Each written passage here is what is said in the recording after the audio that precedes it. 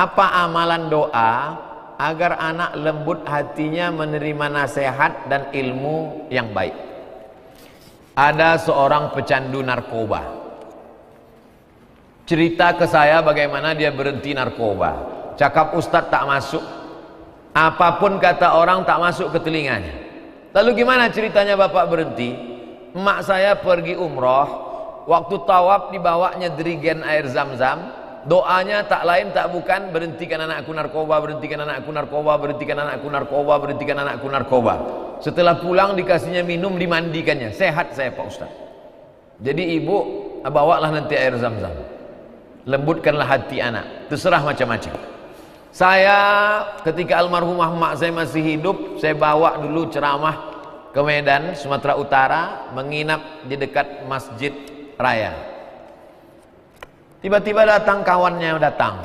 Ada kawanku mau jumpa kata dia. Kita tak usahlah jumpa di kamar, kita jumpa di bawah. Ya.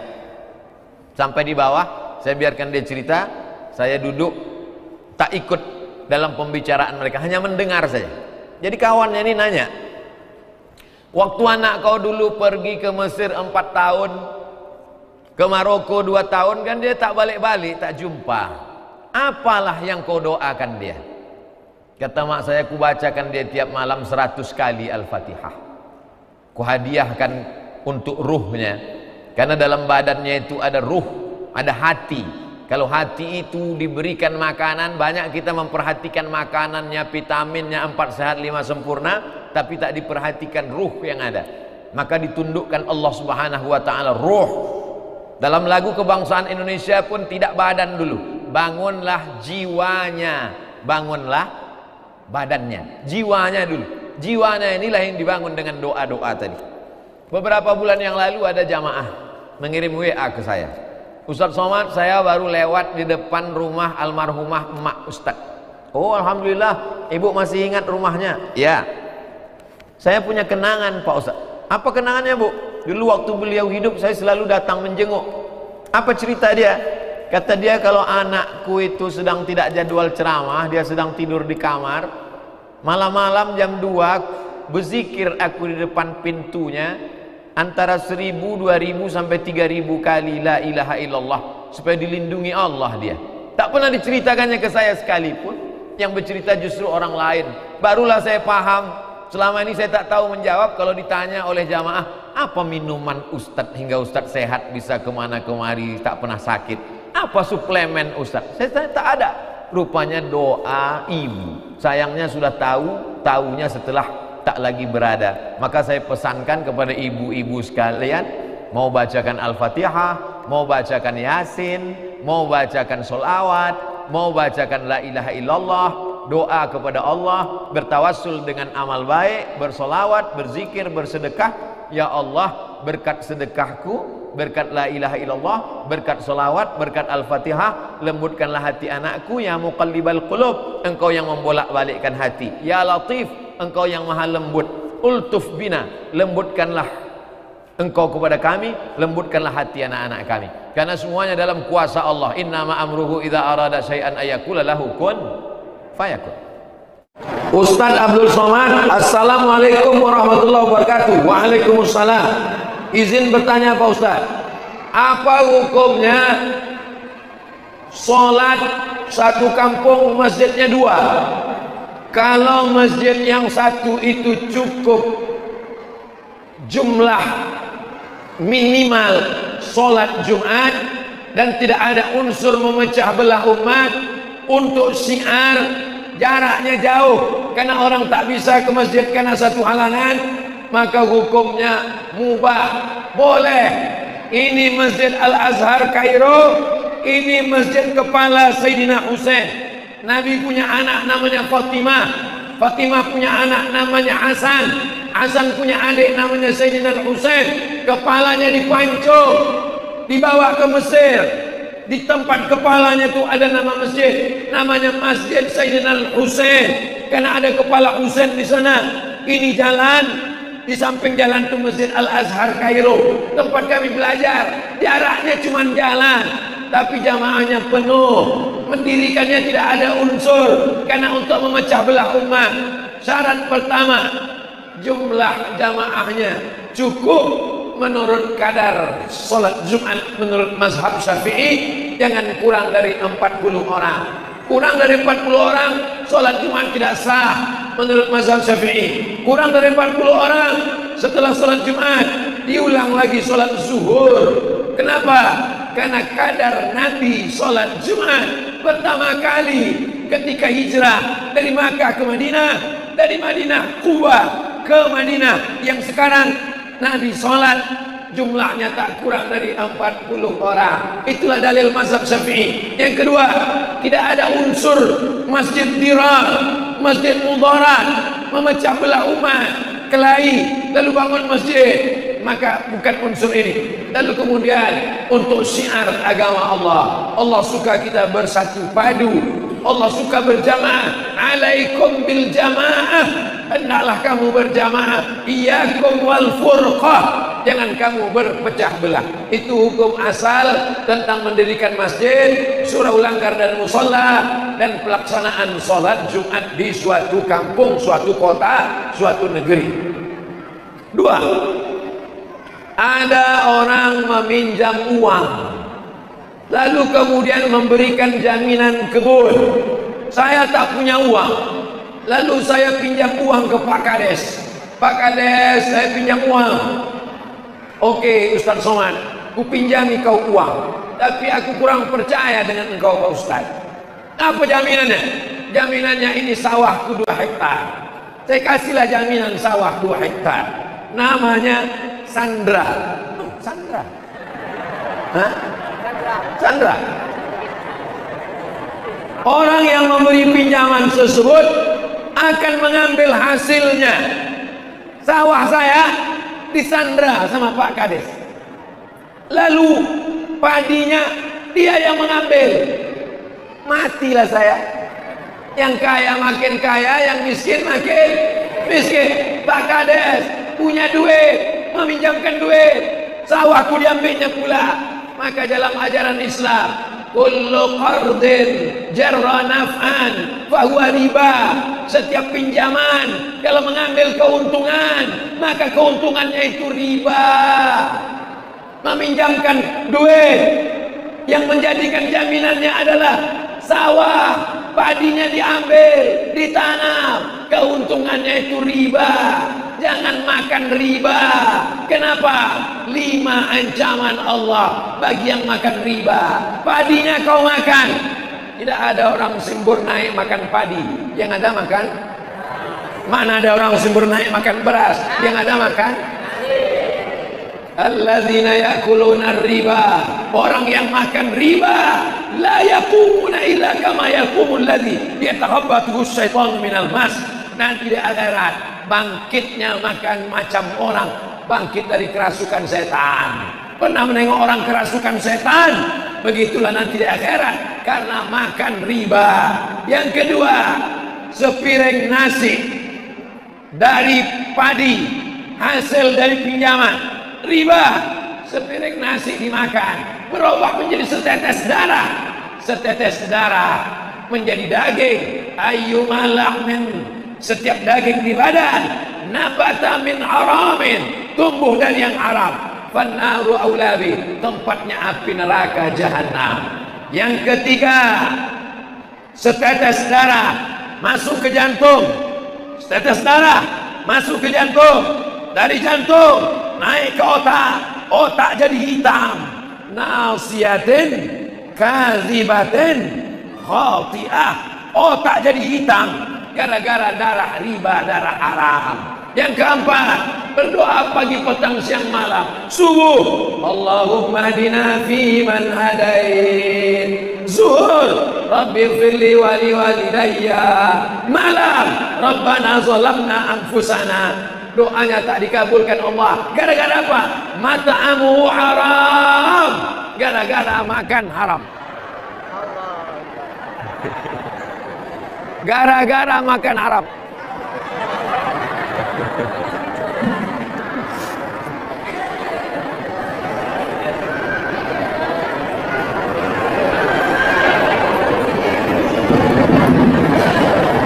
Lima, masih kuat suara. Yang kelima, penyebab makan haram adalah diantaranya tak ada barokahnya. Itulah mengapa duit banyak hati tak tenang. Duit yang banyak tapi tak jelas perginya kemana. Duit hantu dimakan tuyul. Bapak Ibu yang dimuliakan Allah Subhanahu wa taala.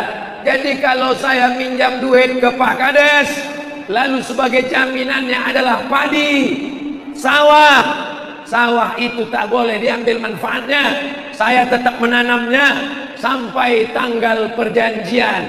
Bayar 1 Januari 2022. Saya pun datang, Pak Kades, ini duit bayar hutang, maka padi sawah pun kembali. Tapi kalau sudah sampai waktunya tidak bisa, maka tanah jaminan diambil milik Pak Kades sesuai dengan harga, berapa harga yang sudah ditetapkan. Begitulah ajaran dalam Islam. Kullu qardin, setiap pinjaman, jarra naf'an, mengambil manfaat, fahuwa riba, maka manfaatnya itu riba. Pinjam 10 juta, bayar 11 juta, yang 1 juta riba. Pinjam apapun namanya, mengambil manfaat, keuntungan, materi, benda, jasa, maka dia adalah riba. Imam Hanafi bertamu ke rumah orang. Di depan rumah orang itu ada pohon rindang. Imam Hanafi berpanas-panas. Kena panas terik. Datang orang bertanya, Imam Hanafi, ya, kenapa kau tak berlindung di bawah pohon depan rumah orang itu? Kenapa kau kena panas matahari? Karena orang yang punya rumah itu meminjam uangku. Aku tidak mau mengambil manfaat dari dia. Bernaung di bawah pohon depan rumahnya pun Imam Hanafi tak mau. Kisah itu ada dalam kitab tasawuf.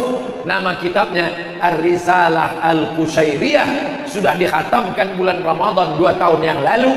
Karena Abdul Somad tak bisa ceramah, akhirnya baca kitab di rumah online. Jamaah yang dimuliakan Allah Subhanahu wa taala, mudah-mudahan kita diselamatkan dari riba insyaallah. Amin. Takbir solat Id berapa takbir? Apakah sama dengan Idul Adha? Idul Fitri sama Idul Adha sama. Takbir apa yang dimaksud? Takbir solat, Allahu Akbar, takbiratul ihram. Sesudah itu baru takbir 7. Sesudah itu baru takbir 5. Lalu kemudian khatib takbir lagi 9. Allahu Akbar, Allahu Akbar, Allahu Akbar, Allahu Akbar, Allahu Akbar, Allahu Akbar, Allahu Akbar, Allahu Akbar, Allahu Akbar kabira, walhamdulillahi katsira, wa subhanallahi bukratan wa asila. Sesudah itu takbir kedua, Allahu Akbar, Allahu Akbar, Allahu Akbar, Allahu Akbar, Allahu Akbar, Allahu Akbar, Allahu Akbar, Allahu Akbar kabira. Nah, jadi takbir imam dengan takbir khatib. Idul Fitri sesudah khatib naik ke atas mimbar tidak ada takbir lagi. Nah, ini beberapa masjid yang mau tengok termasuk Idul Fitri potong. Sesudah sembahyang Idul Fitri zuhur tu apa takbir pula imam. Allahu Akbar, Allah. Makmum di belakang dah berbisik. Imam lupa. Kalau Idul Adha baru bertakbir 3 hari. Hari Tasyrik tanggal 1 boleh bertakbir, tanggal 2 boleh bertakbir, tanggal 3 boleh bertakbir. Asar terakhir tanggal 13 habis. Maghribnya sudah tak ada takbir lagi. Itu tentang takbir, solat, khutbah dan pada waktu-waktu solat. Jika ada laki-laki dalam keadaan junub, laki-laki dalam keadaan junub, kemudian dia memotong rambutnya sebelum mandi wajib, potongnya rambut, bagaimana hukumnya Pak Ustaz? Rambut yang dipotongnya itu dipegangnya, pas nanti dia mandi ikut mandi sama dia, karena rambutnya itu bagian dari badan dia, masih dalam hadas besar. Kalau dia dalam keadaan junub memotong kuku, maka kuku yang dipotong itu dipegang, dibawanya mandi sama dia menurut mazhab Syafi'i. Bahkan perempuan yang rambutnya gugur, pernah tak menengok emak-emak menggulung rambutnya, disimpannya dalam laci, menyimpan kuku? Untuk apa nih mak? Ah, diamlah kau. Padahal nanti waktu dia mandi, dibawanya itu mandi. Dalam mazhab Syafi'i, maka dibawanya itu mandi supaya suci. Tapi, ini tapi, jumpalah saya sama ulama di Al-Azhar Mesir, namanya Syekh Said Askar. Jumpa, macam waktu kalian lah, waktu macam kalian masih mahasiswa, nampak saya Said Askar dari jauh. Anggota Majma' Buhus, lembaga riset Al-Azhar. Datang saya, Assalamualaikum Syekh Said Askar. Waalaikumsalam. Saya cium tangan. Fi taqalid fi baladi, ada tradisi di kampung saya, idza hadatil mar'atu, kalau ada perempuan yang haid, saqatat sya'ruha, rambutnya gugur, wa qata'at asfaruha, kukunya patah, summa ihtafazat biha, dipegangnya, wa ightasalat biha fil ghuslil janabah, lalu dibawanya mandi pada saat mandi besar. Apa kata Syekh? Hadza bimathabatil zibalah. Kata dia, rambut yang gugur dengan kuku yang putus itu macam sampah aja, tak perlu dibawa mandi kalau gugur dan putus. Tapi sengaja dipotong dan sengaja dipotong, maka sebaiknya perempuan yang dalam keadaan hadas besar, laki-laki, tidak memotong rambut dan tidak memotong kuku. Kalau sudah terjadi Pak Ustaz, kemana mau kau cari rambut sama kuku? Udah hilang, akan datangnya diulang balik. Jelas? Kenapa muntah itu bisa membatalkan puasa? Sebab yang kita tahu tak ada manfaat muntah saat berpuasa. Dari lambung naik ke atas, tak yakin kita semuanya keluar. Ada setetes dua tetes masuk lagi ke dalam. Kemungkinan dalam Islam dia tidak bisa dipegang sebagai suatu kebenaran. Makanya tespek tak bisa dijadikan dalil orang untuk menikah. Wal mutallaqatu yatarabbasna bi anfusihinna thalathata quru. Orang yang bercerai dia mesti menunggu 3 bulan iddah untuk meyakinkan dalam rahimnya ada anak atau tidak. Mohon maaf, tiba-tiba ada alat tespek, cukup dikencinginya langsung tahu bahwa tidak mengandung. Bolehkah dia menikah sebelum 3 bulan? Tak boleh. Kenapa? Karena ada kemungkinan, maybe yes, maybe no. Begitu juga dengan makanan, sesuatu yang keluar tadi.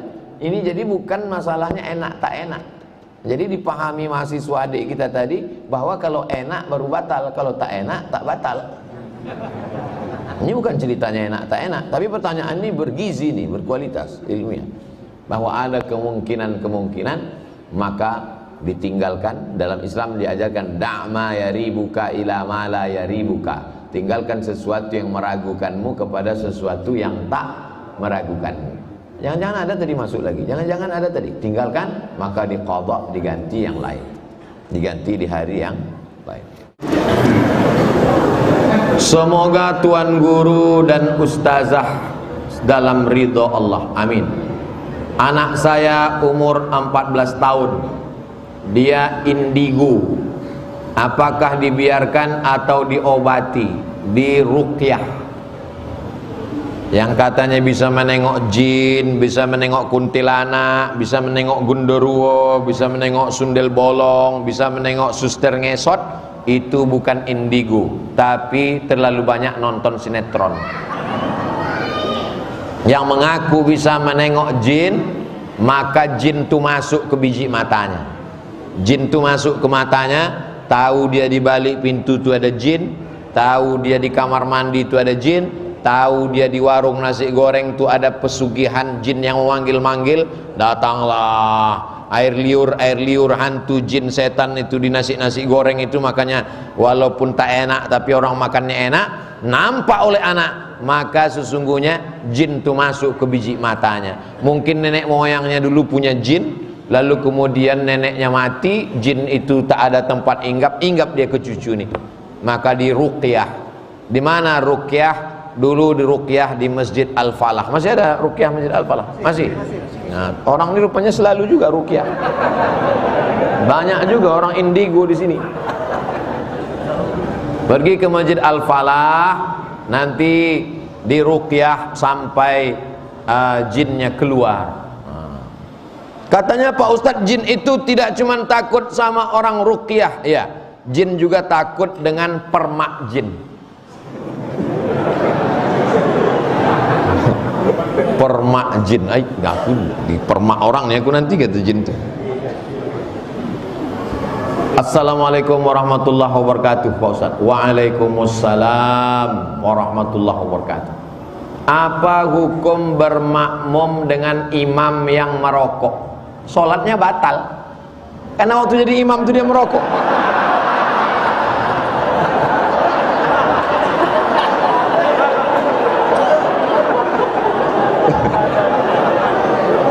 Karena merokok itu kata kerja. Tapi kalau pertanyaannya, apa hukum berimam kepada perokok?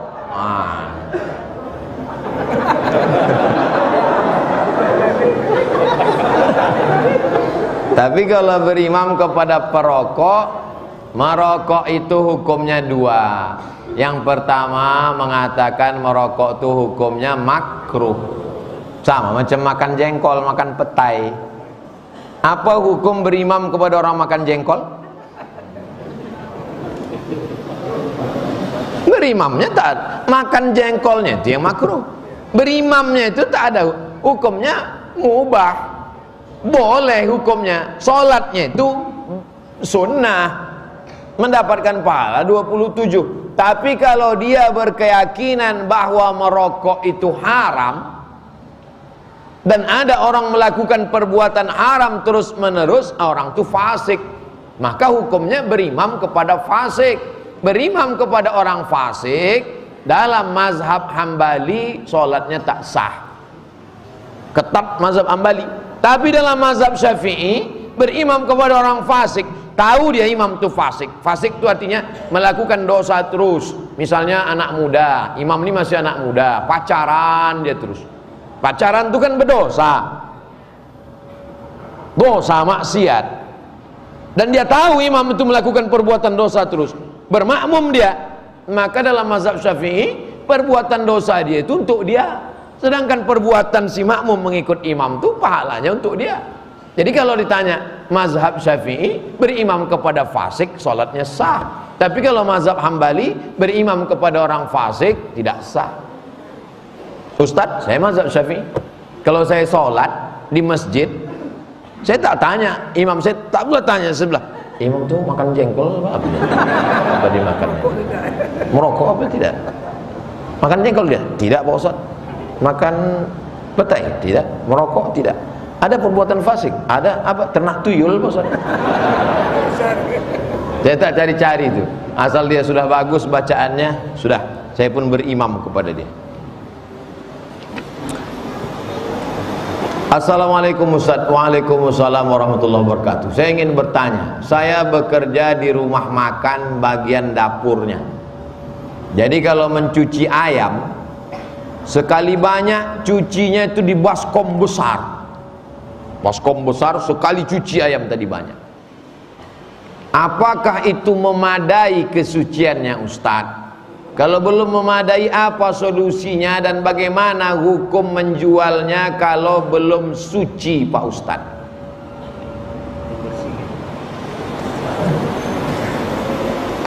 Kalau darahnya banyak, darah itu najis. Hurrimat alaikumul maitatu waddamu, diharamkan bagi kamu darah.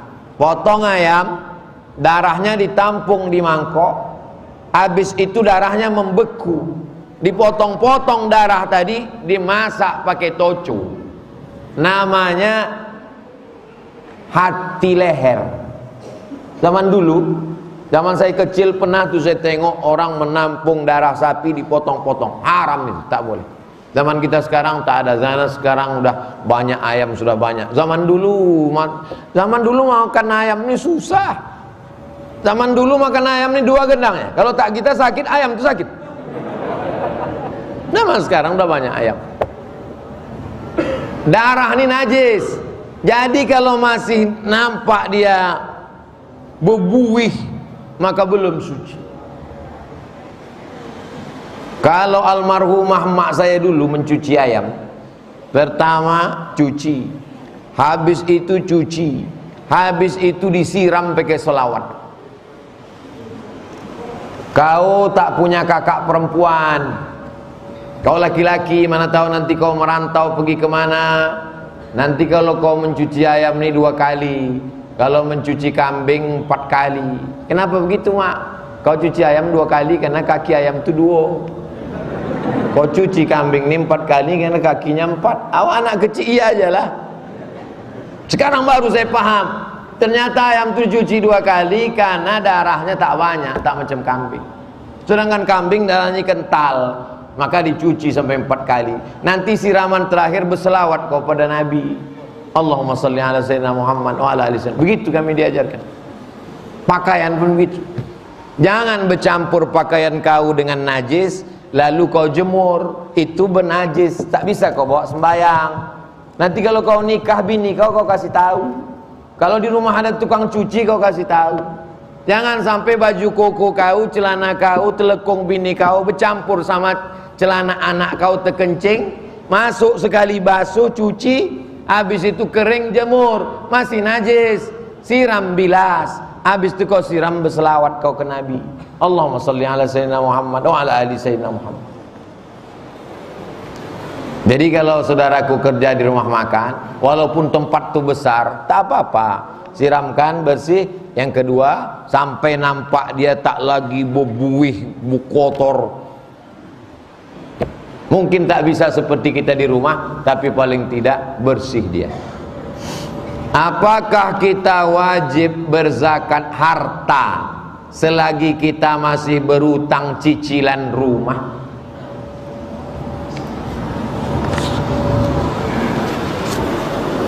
Boleh tidak berzakat kalau masih ada utang. Ada ustadz yang berceramah begitu. Boleh tak berzakat kalau masih ada utang. Inilah yang didengar orang berutang nih hingga tak berzakat-zakat terus deh. Ini penjelasannya. Zakat dagang jurusnya 3 kurang 2. Misalnya bapak berdagang bunga, bunga mawar, bunga melati, bunga tai ayam, semua bunga. Maka yang pertama dihitung berapa semua modal, berapa semua piutang. Piutang itu barang kita yang ada sama orang. Berapa semua untung. 3 tadi dikurang 2, kurang hutang, kurang rugi.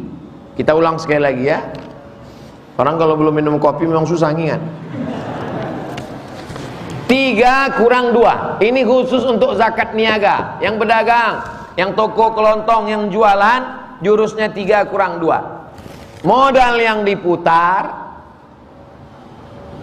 tambah piutang, tambah untung, kurang utang, kurang rugi. Setelah dikurangi utang dan kurang rugi, ternyata totalnya di bawah 85 gram. 1 gram sekarang 1.100.000 atau, tapi karena kita udah lama kenal 1 juta aja lah. Kalau di bawah 85 gram, 85 juta, punya toko, hitung dari sejak awal selama setahun, modal yang diputar, tambah piutang, tambah untung, kurang utang, kurang rugi. Ternyata di bawah 85 gram, di bawah 85 juta, maka tidak ada zakatnya. Tapi yang dimaksud utang di sini adalah utang yang terkait bisnis. Bukan hutang rumah, hutang mobil, hutang rice cooker, hutang panci. Ini yang banyak orang salah paham. Kau kenapa tak berzakat? Rumahku masih utang. Kau kenapa tak berzakat? Mobilku masih utang. Kau kenapa tak berzakat? Biniku masih utang. Sampai mati kau tak berzakat. Jadi yang punya utang rumah, utang mobil, tetap berzakat apa tidak? Saya ulang sekali lagi, yang punya utang rumah, utang mobil, tetap berzakat atau tidak? Tetap berzakat. Utang yang bisa mengurangi zakat itu adalah utang yang terkait dengan jelas? Jelas di sini, jelas juga balik nanti. Apakah kita wajib berzakat gaji?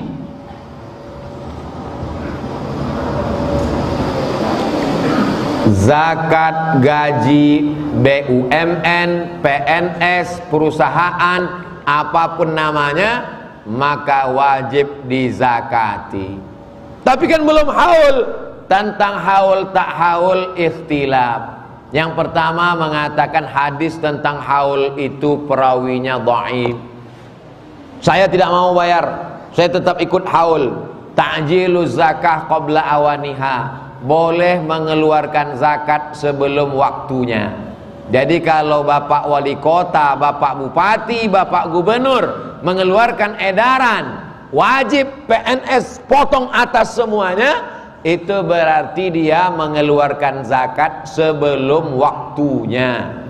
Tetap keluarkan zakatnya. Nanti setelah setahun tidak lagi dikeluarkan zakatnya karena sudah dikeluarkan duluan. Serahkan zakat ke Basnas kota. Ada ketua Basnasnya hadir malam ini. Serahkan Basnas ke provinsi. Karena kalau kita sendiri sedikit sekali yang kita kasih itu. Tapi kalau satu kota Pekanbaru, penduduknya 1.200.000, semuanya berzakat ke Basnas, banyak yang bisa kita lakukan. Saya menjadi tim sosialisasi zakat ini dari 2009. Pulang 2008, 2009 diangkat tim sosialisasi zakat Provinsi Riau. Waktu itu masih muda lagi, umur sekarang pun masih muda juga.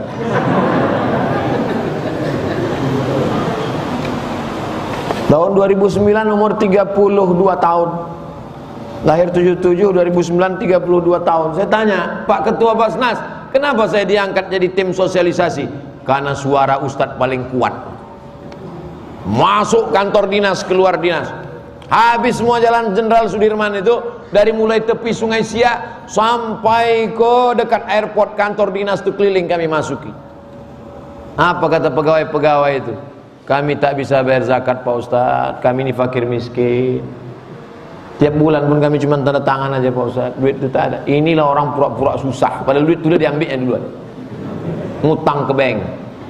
Diambilnya duit itu 300 juta, habis itu dipotong gajinya. Habis itu masuk ke kantor macam orang fakir miskin duafa. Ini namanya pura-pura miskin, dimiskinkan Allah betulan. Bayarkan zakatnya, walaupun duitnya sudah kau ambil duluan. Seperti apakah seorang suami yang soleh? Nengok dari tulisannya macam perempuan yang bertanya. 2. Idza ja'akum man tardawna dinahu. Kalau datang meminang anak gadismu baik agamanya, wa khuluqahu, baik akhlaknya. Kenapa mesti agama dan akhlak? Ada orang yang baik akhlaknya tapi tak baik agamanya. Sopan dia. Assalamualaikum Bapak. Bapak kabar sehat, tapi tak sembahyang. Ada pula yang baik agamanya tapi tak berakhlak. Sholat dia ke masjid, sholat, habis itu singgah ke rumah calon mertua. Sehat Pak?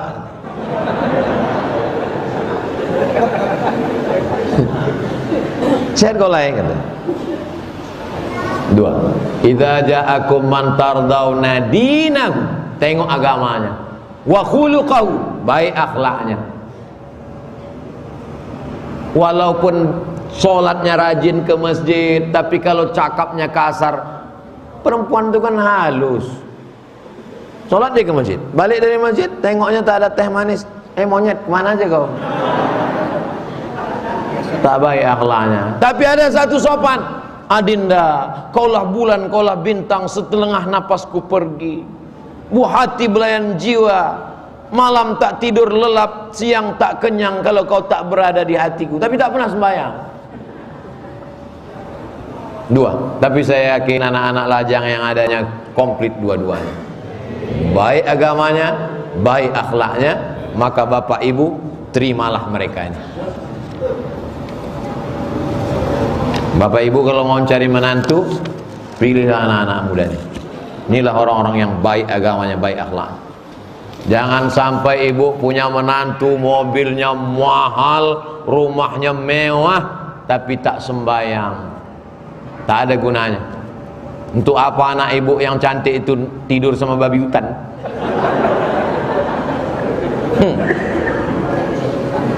Ini anak-anak muda yang soleh-soleh ini. Nasib baik saya tak ada anak perempuan. Kalau ada, udah saya pilih salah satu dari kalian. Idza ja'akum man tardawna dinahu, kalau datang anak laki-laki yang bagus agamanya, wa khuluquhu, baik akhlaknya, fazawwijuhu, nikahkan dia dengan anak gadismu. Jangan pasang maharnya mahal-mahal. Setuju? Udah aku perjuangkan kalian masalah mahar. Tak juga laku kalian menjelang Ramadan, entahlah.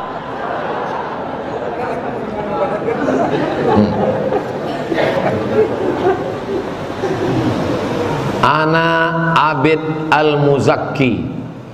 Nama saya Abid Al-Muzakki. Abid ahli ibadah, Al-Muzakki orang yang suci.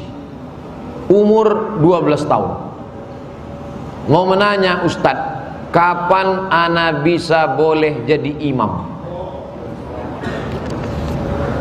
Ada hadis dalam Sahih Bukhari. Kitab hadis paling tinggi dalam Ahlus Sunnah wal Jamaah namanya Sahih Al-Bukhari. Dalam Sahih Al-Bukhari disebutkan ada seorang anak laki-laki jadi imam. Waktu dia jadi imam itu maaf cakap bagian belakangnya terbuka. Lalu kemudian ada seorang perempuan di belakang mengatakan, carikan kain menutup belakang anak itu. Umur anak itu 7 tahun. Sekarang Ananda Abid Al-Muzakki umurnya 12 tahun. Boleh tak jadi imam? Mengapa di tempat kita anak kecil tak jadi imam? Karena senapang angin belum berpotong.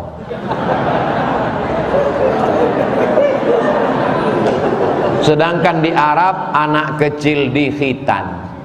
Maka saya mengajak kita semua untuk mengkhitan anak kecil begitu lahir dikhitan dengan sunatron. Ikuti program sunatron bersama Yayasan Tabung Wakaf Umat. Pagi sunat, siang bisa akad. Sunatron itu ditemukan oleh orang Melayu asli Riau, tapi barang ini dijual di Malaysia. Wa'atan. Akhirnya Wa'atan berpikir, kenapalah di luar negeri yang memakai, kenapa tidak pulang? Balik dia ke Riau. Yayasan Tabung Wakaf Umat bekerja sama, maka setiap hari Jumat pekan kedua diadakan sunat massal. Saya ikut dan saya diserahkan untuk pemotongan pertama oleh, itulah yang saya belum sanggup sampai sekarang. Takut saya potong habis semuanya. Jadi takut kalau diserahkan bukan ahlinya. Sunatron, logo sunatron begini. Sunatron. Jadi anak-anak kalau sudah disunat bisa dia jadi imam berdasarkan hadis Sahih Bukhari. Ini nanti kalau bulan suci Ramadan banyaklah anak-anak tahfiz jadi imam, anak-anak sanawiyah. Wah, makmum pun mulailah di belakang. Apa imam kita ini masih anak-anak, belum nikah lagi, kenapa jadi imam? Pak, dia memang belum nikah, tapi dia hafal 30 juz. Apalah nikah 3 kali, juz amma pun tak lewat. Adapun nikah tak nikah itu nomor 14. Coba tengok dalam kitab Al-Fiqhul Islami wa Adillatuh, nikah tak nikah nomor 14 menurut mazhab Syafi'i. Jadi anandaku kalau sudah berkhitan, bacaannya bagus, tentu izin dengan imam ratib. Imam ratib itu imam tetap. Jadi kalau kata imam tetap, Pak Imam tetap, boleh aku maju? Langkahi mayatku, katanya. Kau carilah masjid lain, nak. Tapi kalau kata dia, Pak, aku hafal 5 juz Pak, majulah nak. Karena nanti kalau aku mati belum tentu ada pengganti, majulah nak. Itulah imam yang ada dalam sinetron religi. Kebanyakan imam nih sampai mati tak mau digantikan. Entah apa enaknya jadi imam. Saya setiap sholat di masjid asal suruh jadi imam, pura-pura batuk. Ustaz jadi imam ya. Besar tanggung jawab jadi imam. Makanya kalau ada anak-anak muda mau jadi imam, silakan jadi imam. Harus ada regenerasi. Inilah surat berwarna pink, pakai print. Assalamualaikum warahmatullahi wabarakatuh. Pak Ustadz, saya mau tanya. Waalaikumsalam warahmatullahi wabarakatuh. Kenapa setiap surat itu Ustadz bacakan salamnya? Karena dia sedang mendoakan saya, selamat kau Ustadz, kau dapat rahmat Allah, kau dapat barokah dari Allah. Maka saya balas, waalaikumsalam warahmatullahi wabarakatuh. Ini sekarang banyak orang tak salam. Assalamualaikum. Oh atuh. Ampun. Saya dulu nikah dengan suami saya dalam keadaan hamil. Dan ayah anak yang di dalam ini bukan suami saya ini. Jadi dia dalam keadaan hamil, kemudian nikah dengan laki-laki lain hanya sekedar menutup malu. Karena ilmu agama kurang, dia mencampuri saya dalam keadaan hamil. Dan anak itu meninggal. Dan dari suami saya ini lahir anak perempuan 2 orang. Dan mau menikah, nikahnya sah menurut mazhab Syafi'i. Perempuan yang sedang hamil menikah dengan laki-laki, apakah laki-laki itu menghamilinya atau laki-laki lain, maka nikahnya sah menurut mazhab Syafi'i. Itu makanya Pak Kua tak pernah nanya, kau pemainnya, tak pernah tanyanya kan. Karena hukum perkawinan di Indonesia pakai mazhab Syafi'i. Kalau ada nanti ustadz di TV, di YouTube mengatakan tidak sah nikahnya, itu dia pakai mazhab Hambali. Dalam mazhab Hambali, alumni Saudi Arabia pakai mazhab Hambali. Tidak sah lahir anak dulu, sesudah lahir baru nikah. Nah, tentang masalah anak tadi nikahnya sah. Lalu kemudian anak yang dikandung tadi meninggal, dah selesai. Masalah dosamu, taubat nasuha, mandi taubat, sholat sunat taubat, minta ampun sama Allah, taubat nasuha. Nah, dengan suami tadi lahir anak perempuan 2 orang. Anak dia itu selama tak ada pemain lain naturalisasi. Anak dia itu, anak ini mau nikah. Anak ini mau nikah. Pertanyaannya, apakah anak saya bisa dinikahkan oleh anak pamannya atau wali hakim? Kenapa mesti pakai wali lain? Apa aku kan masih ada oleh? Masih ada. Maka si bapak itulah yang mewalikan. Itu anak dia. Karena nikahnya sah. Yang tidak anak dia, yang anak pertama tadi. Karena pencoblosan sebelum hari H. Yang pertama tadi itu tidak diakui KPU. Sedangkan yang kedua ini anak dia, maka yang mewalikan dia. Kalau tak ada walinya, barulah fasultanu waliyun man la waliyalaha, walinya wali hakim. Tapi anak yang kedua ini anak dia, maka dialah yang mewalikan. Yang ketiga, dia juga mewalikan. Tak perlu dialihkan ke paman atau ke wali hakim. Terima kasih Pak Ustadz, kembali kasih. Semoga Ustadz selalu sehat, amin. Diberi umur yang berkah, amin. Itulah kaji kita malam ini. Mudah-mudahan dengan mengaji bertambah iman kita. Apa bukti iman bertambah? Besok subuh jamaah subuh bertambah. Apa tanda iman bertambah? Menara cepat selesai. Apa hukumnya berjualan memakai penglaris? Penglarisnya kalau memintanya kepada Allah pakai doa, boleh.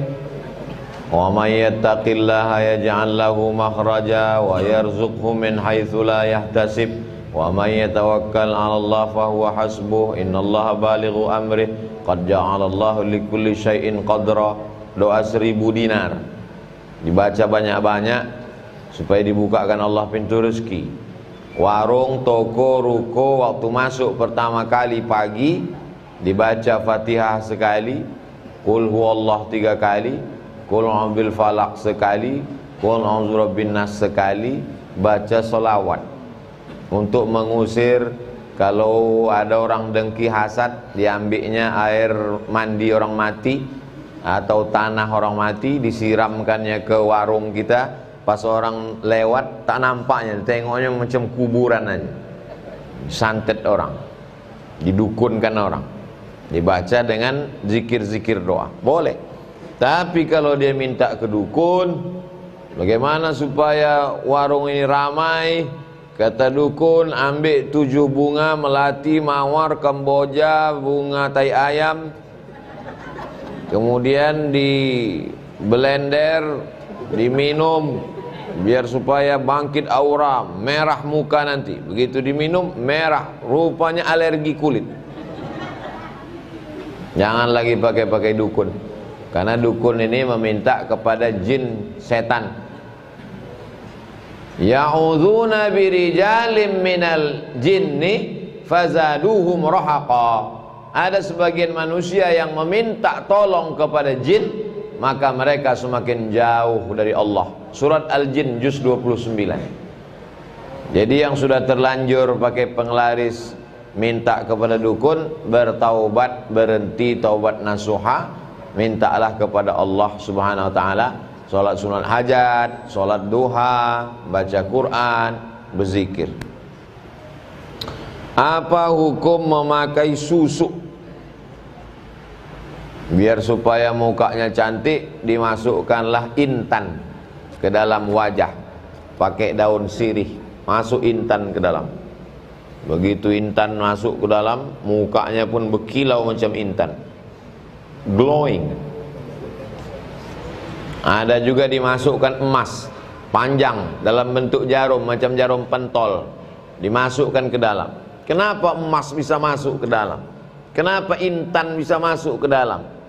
Jin, untuk meminta kepada jin, jin kafir, musyrik, menduakan Allah, karena bertuhan kepada Allah tapi meminta kepada jin. Sama macam orang musyrik dulu, tahu dia Allah tapi dia tetap minta kepada Lata, Uzza, Manat, Hubal, Jibti, Taghut, Naham. Nanti pas mau mati susah, sampai dibuka atap tak mati-mati, dipukul pakai daun kelor tak mati-mati, pukul pakai batang kelor mati. Jadi bagi yang dulu waktu muda-muda sempat mengambil susuk, sekarang buang susuk. Berapa besarnya tanggung jawab ayah sambung pada anak tirinya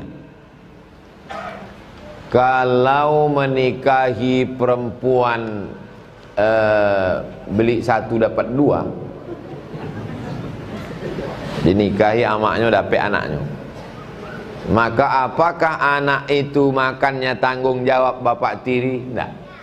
Anak itu tanggung jawab ayah kandungnya. Tapi jangan gara-gara ini banyak anak tak makan gara-gara ceramah saya ini. Oh kalau gitu tak aku kasih lagi Pak Ustaz. Tidak.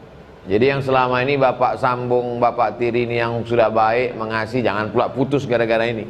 Tapi hakikat aslinya nafkah anak itu tanggung jawab si ayah kandung.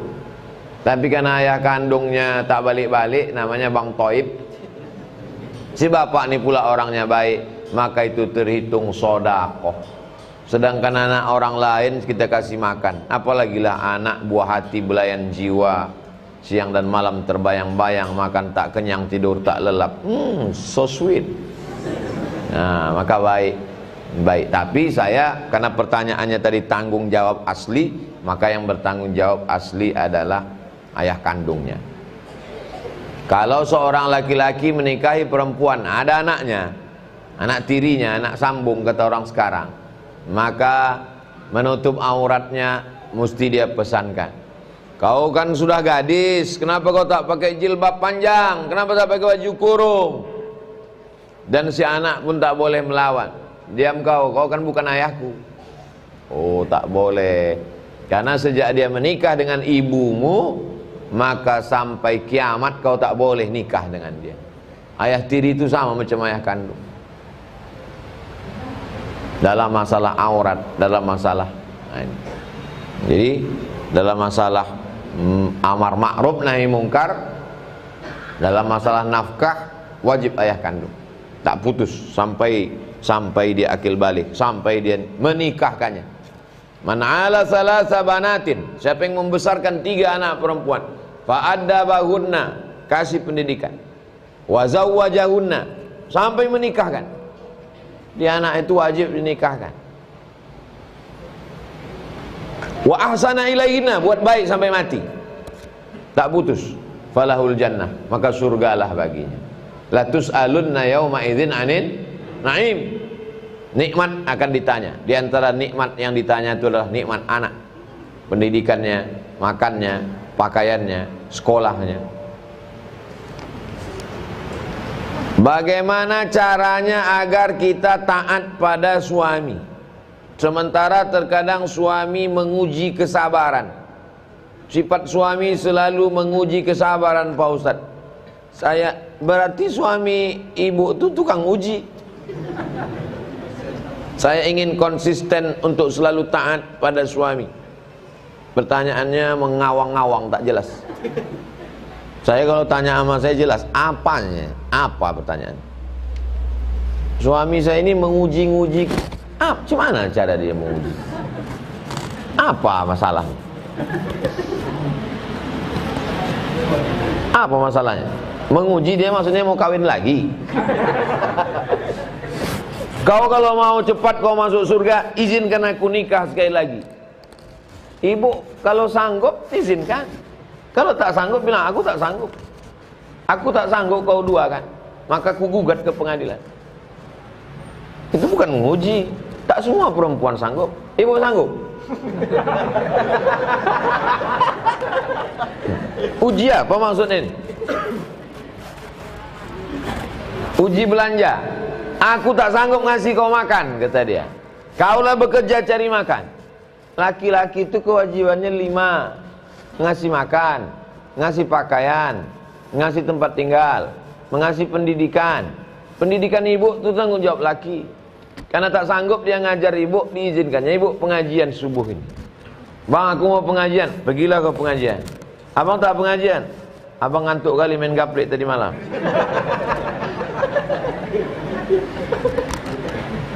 Ini bukan asal laki-laki aja. Itu maka banyak sekarang laki-laki tak sanggup jadi laki-laki, saking beratnya tanggung jawab laki-laki, jadi bencong dia. Ngasih makan, ngasih pakaian, ngasih pendidikan, ngasih makan, ngasih pakaian, ngasih tempat tinggal, ngasih pendidikan, mengasih perhatian. Itu jawab laki-laki. Kalau tak dikasihnya yang 5 ini, ibu panggil wali ibu. Wali ibu 6. Ayah, atuk, abang, adik laki-laki, abang ayah, adik ayah laki-laki. 6 wali ini memanggil si laki Fir'aun nih. Sini kau setan. Dulu pandai kau meminang anak kemanakan kami. Setengah mati kami menyekolahkannya. Kaki jadi kepala, kepala jadi kaki. Tunggang langgang lintang pukang kami menyekolahkannya. Sekarang kau semena-mena aja. Apanya mau kau ini sekarang? Apalagi kalau kita ada jabatan, yang polisi, letakkan pistol situ. Walaupun tak ada pelurunya. Yang Satpol PP, kerahkan Satpol PP. Panggilkan. Kau kasih ini, jaga anak. Tak juga dapat solusi, perempuan punya hak Namanya khuluq. Perempuan dalam Islam itu dimuliakan. Jangan mau dibodohi laki-laki. Kau setelah nikah sama aku, maka semua surat tanahmu milikku, mobilmu milikku, rumahmu milikku, surgamu di bawah tapak kakiku. Bodoh. Jangan mau dibodohi laki-laki. Perempuan dalam Islam dimuliakan. Wajib perempuan taat sama laki-laki. Tapi laki-laki yang takut kepada Allah. Ini laki-laki pakai narkoba, apa mabuk, pezina. Tahu pula dia menasihati pulang. Kau mesti takut kepada Allah. Kau aja sakau. Jangan mau kalian dibodohi laki-laki. Anak perempuan. Banyak sekarang pembodohan terhadap anak perempuan. Perempuan jangan mau dibodohi laki-laki. Kenapa Ustadz jelaskan ini betul? Karena saking banyaknya sekarang perempuan ketakutan sama laki-laki. Apa takut sama laki-laki? Bacok laki-laki.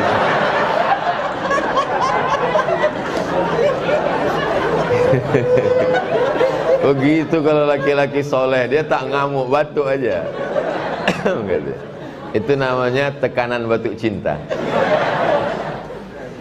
Nenek saya baru berpulang ke rahmatullah 1 Januari 2022. Tanggal 10 Februari 2022, 40 hari meninggal. Saya minta Pak Ustadz bacakan doa untuk nenek saya. Hari ini 11 Rajab. 11 Rajab nih pas 3 tahun mak saya meninggal. 11 Rajab. Nanti kita sama-sama baca doa untuk orang-orang tua kita yang sudah mendahului kita. Kita baca Al-Fatihah, kita kirim, kita doakan insyaallah. Nanti saya bacakan. Kita bacakan sama-sama. Apakah masih ada cara seorang anak untuk berbakti kepada orang tua sementara orang tuanya sudah meninggal, selain daripada doa anak yang soleh? Yang pertama, yang tak ada ikhtilaf, doa.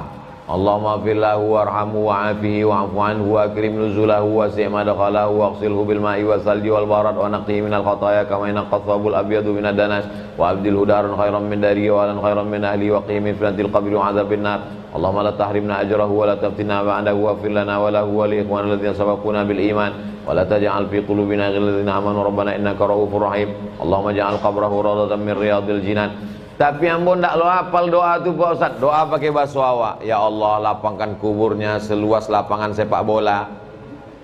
Tenangkan di alam barzah, masukkan dia dalam surga Jannatul Firdaus, selamatkan dari azab kubur. Pakai bahasa awak. Yang kedua, sedekah. Dalilnya, ummi matat, amakku meninggal dunia. Afa atasaddaqu anha, kalau aku bersedekah apakah sedekahnya sampai? Kata Nabi, tasaddaq, bersedekahlah, sedekahnya sampai. Ayu sadaqatu afdal, apa sedekah yang paling afdal? Saqiul ma, memberi air minum. Cari pondok pesantren yang susah air, buatkan sumur bor. Berapa membuat sumur bor sekarang? Sumur bor kalau tak salah sekitar 2,5 juta. Tapi karena kita udah lama kenal, 2 juta aja lah.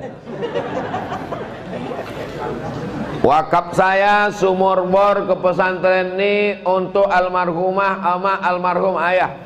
Sumur bor mengalir sampai hari kiamat. Anak-anak pesantren wudu pagi, zuhur, siang, malam, mandi, memasak. Paling afdol berwakaf sumur. Yang ketiga, yang sampai tahlil. La ilaha illallah, la ilaha illallah. Habis itu, ya Allah sampaikanlah bacaan tahlilku kepada almarhum almarhumah fulan bin fulan. Yang keempat, baca Quran. Wa in khatimul Qur'ana, seafdal-afdalnya khatam Quran 30 juz. Dibaca Quran itu dari Al-Fatihah, Al-Baqarah, Ali Imran, An-Nisa, Al-Maidah, Al-An'am sampai An-Nas. Duduk sama anak bini, acara khatam Quran. Ya Allah sampaikanlah pahala bacaan khatam Quran kami kepada almarhumah. Tak sanggup baca Quran, baca Yasin, hatinya Quran. Yasin tak sanggup, yang paling pendek Ummul Quran, induk Quran. Itu nanti kita baca di akhir majelis. Al-Fatihah. Al-Fatihah. Al-Fatihah pun tak juga sanggup, Sungai Siak dekat. Bagus kau mati. Udahlah dia melahirkan kau meregang nyawa, makan tak enak, tidur tak lelap, muntah-muntah, membengkok tulang belakangnya melahirkan engkau meregang nyawa. Nyawa taruhannya, membacakan Fatihah pun kau tak mau. La ilaha illallah Muhammad Rasulullah SAW. Kurban, udah dekat kurban, datang ke Masjid Al-Wasliyah, tanya berapa setoran kurban tahun ini, satu kambing berapa? Untuk almarhumah makku ayahku kambing, sampai mana dalilnya? Nabi waktu menyembelih kambing, Allahumma taqabbal min Muhammad wa ali Muhammad, ku potong kambing ini untuk keluarga Muhammad. Keluarga Muhammad SAW sudah meninggal. Itu menunjukkan kurban sampai untuk orang meninggal dunia. Umrah, mudah-mudahan panjang umur, sehat badan, bisa umrah. Saya insya Allah duit ini walaupun tak banyak, ada duit untuk berangkat umrah. Cuman yang saya takutkan umrah ini, balik dari umrah ini besar lubang hidung. Kabarnya umrah sekarang 5 kali cucu. Mau berangkat, cucu. Sampai Madinah, cucu. Sampai Madinah, cucu. Balik ke Jakarta, cucu. Balik ditanya orang, Ustaz baru pulang umrah? Iya gitu.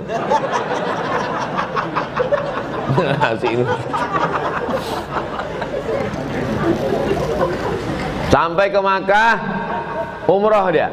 Labbaik Allahumma umratan, aku sambut panggilanmu untuk umrah. Omakku, ayahku fulan bin fulan. Sampai. Mana dalilnya? Sahabat Nabi ada umrah, haji. Labbaik Allahumma subrumah, aku hajikan subrumah. Siapa yang kau hajikan? Subrumah. Subrumah itu siapa? Saudaraku. Kau sudah haji? Belum. Hajikan dulu dirimu, baru kau hajikan subrumah. Orang dulu begitu, dihajikannya saudaranya sampai lupa dirinya. Orang sekarang bolak-balik pergi umroh sampai lupa dia saudaranya, tak makan. Memanglah manusia zaman sekarang egois. Tapi orang Pekanbaru masih ada yang bertanya bagaimana berbakti ke orang tua walaupun sudah meninggal dunia. Kalau duit banyak, bagus bangunkan masjid. Masjid kalau nama keluarga lah, bagus, sampai pahalanya insya Allah. Pagi, petang, siang, malam, bangunkan sekolah tahfiz Quran gratis, mantap. Selesai pengajian nih, jamaah nih beramai-ramai datang ke Palas, ke pesantren Nurul Azhar untuk berwakaf. Berapa lagi semen yang belum, berapa lagi batu bata, berapa lagi sumur bor. Kalian mau nyumbang? Enggak, mau nanya aja kan.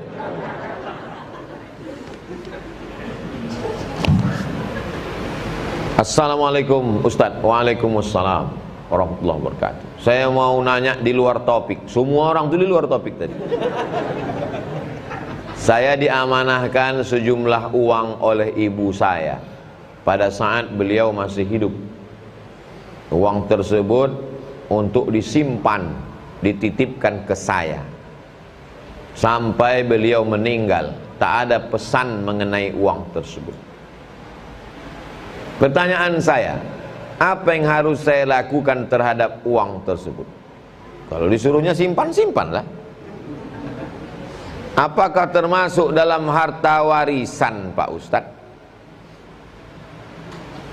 Ini ada uang, simpanlah, kata dia. Simpanlah uang. Kata simpan itu mengandung makna titipan wadiah atau hibah.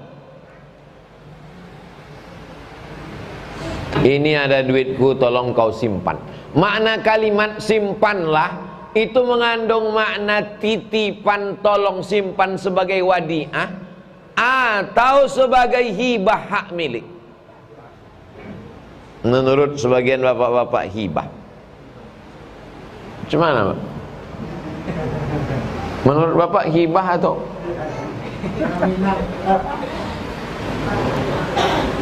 Bu, menurut Ibu kasus ini sebagai hibah atau titipan wadiah?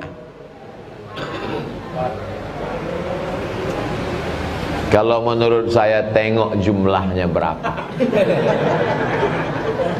Kalau ama iko biaso mengasih 100.000, 500.000, biasa dia ngasih. Hari raya 500.000, Idul Adha 500.000, kemudian dikasihnya ini ada uang 500.000, berarti itu adalah hibah karena dia biasa mengasih begitu. Tapi kalau yang dikasihnya 500 juta bukan hibah, tapi wadi'ah. Fungsi kalimat dia simpanlah itu maksudnya bukan sebagai pemberian hibah, tapi maksudnya tolong simpankan karena aku khawatir kalau kusimpan di bawah bantal, bantalnya lebih kecil daripada duitnya. Di sini tak disebutkannya berapa jumlah duit itu. Bingung? Tuh kaedahnya. Kalau jumlahnya seperti pemberian biasa, hibah. Tapi kalau lebih daripada normal, maka sesungguhnya itu adalah wadi'ah, titipan, amanah. Dia sekedar minta pegang, minta simpan, maka itu adalah warisan yang mesti dibagi kepada ahli waris. Jelas?